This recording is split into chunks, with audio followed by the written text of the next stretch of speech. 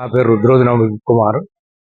హన్మకొండ బహుజన సిద్ధాంత అధ్యక్షుడిని మరియు బీసీల కోటకు బీసీ సంఘానికి అధ్యక్షుని, రాష్ట్ర సంక్షేమ సంఘానికి కూడా తెలంగాణ రాష్ట్ర సంఘానికి సహాయ కార్యదర్శిని. ఇప్పుడు మొన్న టీవీలో మనువాదం పుస్తకాన్ని తగలబెట్టిన దాని మీద చాలామంది నాకు మెసేజ్లు కానీ ఫోన్లు కానీ చేసి ఉన్నత శ్రేణులు, అటు బ్రాహ్మణులే కానీ అగ్రకులాలు కింది స్థాయి వాళ్ళందరూ ఫోన్ చేసి, వాస్తవం ఏంటంటే ఇక్కడ మనుధర్మ శాస్త్రం అనే దానికి ముందుగా గమనించవలసింది. చారిత్రక ఆధారంలో మనువులు 26, 27. మను అంటే ఏంది అంటే, మనువు ఎవరు అంటే, మనువు అంటే ఒక రాజు యొక్క స్థానం, ఆయన ఒక ఆదినాలను బట్టి ఉంటుంది. ఇక్కడ ఒక చారిత్రక పూర్వపరంగా ఆలోచించినకు అది మిథాలజీ స్టోరీ అని కూడా చెప్పడం కూడా కష్టము. అసలు మనువు అనే దానికి పూర్వము బ్రహ్మ మనుషుల నుంచి పుట్టిండని, బ్రహ్మకు పుట్టిన మనువు, మను సిస్టమ్ అని అదొక పెద్ద స్టోరీ. అతనికి భార్య పేరు శతారూప అని, 100 రూపాయలు, అతనికి 10 మంది కొడుకులు, 3 బిడ్డలు, వేరే విధంగా 50 మంది కొడుకులు, ఆ విధంగా మనువు ఉన్నది. అట్లా మనువు తర్వాత 2వ మనువు, 3వ మనువు, 28 మనువు. ఇంకప్పుడు మను ధర్మశాస్త్రం వివిధ రైటర్ అని అన్నప్పుడు పాండురంగనాథ శాస్త్రి, ఇంకో శ్రీరంగనాథ స్వామి అనే పేర్లు కూడా వస్తాయి ఊద రైటర్ అన్నప్పుడు. ఇక్కడ మనువు అనే దాని మీద ఎవరు అనే దాని మీద అంటే, మనువు అనేదానికి అనేక కొన్నాడు 26, 27 మనువులు అంటే మనిషి ఆయన ఒక విధానాలు రాసిన సిస్టమ్. ఈ మనుధర్మ శాస్త్రం అప్పుడున్న పూర్వకాలంలో అప్పుడున్న సిస్టమ్ బట్టి, అప్పుడు వారి సగర్వ నిగుణ వాళ్ళ మనోకర్మలను బట్టి నిర్ణయించి వాళ్ళ సిస్టమ్ను మార్చి ఈ విధంగా పనులు చేయాలి. ఒక రాజు ఒక సిస్టమ్ విధంగా అప్పుడున్న పరిస్థితులను బట్టి ఆ విధంగా నడిచింది. ఇక్కడ మనుధర్మ శాస్త్రం అంటే కొంత వేదాలకు ప్లస్ మనుధర్మ శాస్త్రానికి సంబంధం లేదు.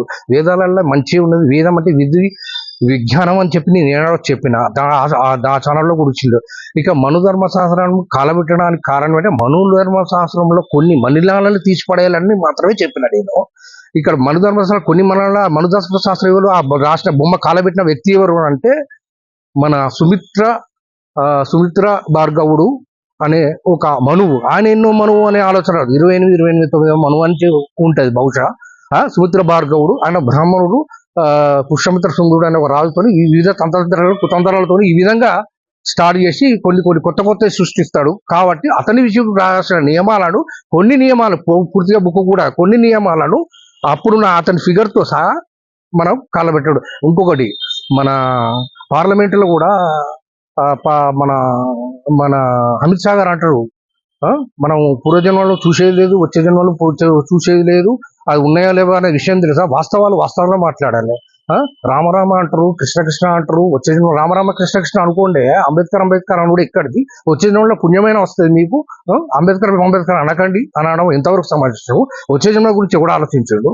ఉన్న జన్మ గురించి, అంబేద్కర్ బహుజనుల గురించి, అణగారిక వర్గాల గురించి ఏ విధంగా ఆలోచించు, మీ అభివృద్ధికి ఏ విధంగా పాటుపడేది ఉన్న వస్తు అని చెప్పాలి. బ్రాహ్మణ విషయంలో మాత్రం బ్రాహ్మణుల కొన్ని విషయాలను ఖండించిన బ్రహ్మ సమాజ స్థాపకుడు రాజారాం మోహన్ రాయ్ బ్రాహ్మణుడు కాడ. అదేవిధంగా దయానంద సరస్వతి ఆయన ఆర్య సమాజ స్థాపకుడు. ఆయన యొక్క సిస్టమ్ చూడండి, మనుధర్మ శాస్త్రంలో ఉన్న విధి విధానాలు ఏ విధంగా ఉన్నాయి, ఏ విధంగా ఎడగట్టినా.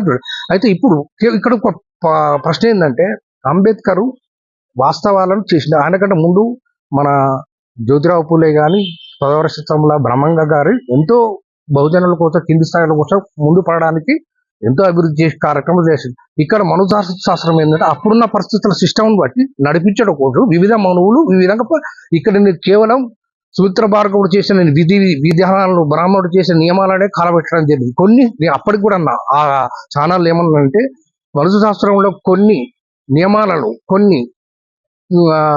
నియమాలను కొన్ని మలినాలను తొలగిస్తే మనుశాస్త్రం విరాజ్యులుతాయని చెప్పిన.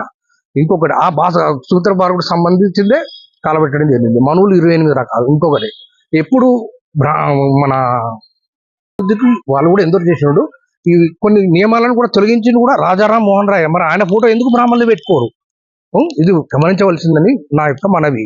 Naveen Kumar, Rudroju Naveen Kumar, MA political science, BC Bahujana Sangham, BC organisation, Telangana ఉద్యమకారుడు, సంక్షేమ సంఘం, రుద్రోజు నవీన్ కుమార్.